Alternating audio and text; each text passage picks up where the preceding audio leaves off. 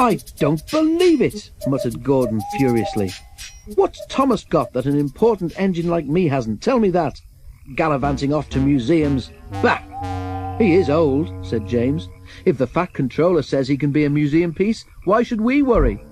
"It's not fair, though," grumbled Henry. For a chance like this, he wouldn't have minded being a museum piece himself. The jealous engines all ignored Thomas when they saw him at the junction. Thomas didn't care. He was too excited. "Why me?" Thomas asked Percy and Toby. "Fancy the National Railway Museum people at, where is it, York, wanting me to go there? They've never even seen me." "Yes, they have," said Percy.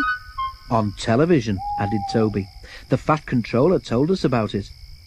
He and Percy wanted to go with Thomas, but they knew that someone had to stay and run the branch line while he was away. "How much longer till we go?" Thomas asked his driver every morning. "One day less than when you asked before," laughed his driver. "Anyone would think you wanted to be a museum piece." Thomas grinned. "Gordon, Henry and James are just jealous," he chuckled. "Who else is at this museum? Is Flying Scotsman there, or Duck's friend, City of Truro?" "We shall have to wait and see," said the fireman. "I'll be very surprised if there isn't someone there that you can remember from the old days." And that, of course, made Thomas more excited than ever. At last the day came.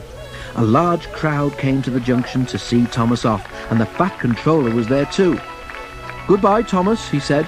"Enjoy yourself and be a credit to our railway." Everyone gave 3 cheers and Thomas set off. They ran across the island and over the bridge leading to the other railway. It was a slow journey, but at last they reached a place Thomas's driver called Carnforth, where they rested for the night in a big shed. Next day they went on. At Skipton, Thomas stopped for a drink and to let a goods train overtake him. While they waited, it began to rain.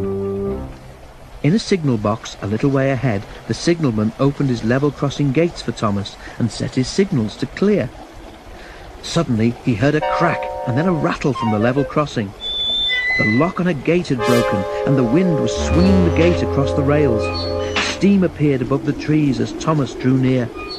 "Wow!" exclaimed the signalman, and quickly resetting the signal to danger, he ran to mend the gate. Thomas had never felt happier. His fire was bright, and even the rain didn't depress him. They neared the signal. Its arm was up, showing that the line ahead was clear. Away we go, puffed Thomas happily. He was just passing the signal when he heard a clang as the signal arm fell to danger. "Whoa, Thomas!" cried the driver and put the brakes hard on. "What?" Thomas began, but then he saw just in front a heavy level crossing gate swinging towards him across the line. The signalman tried to stop it, but the gate was wet and it slipped from his hand.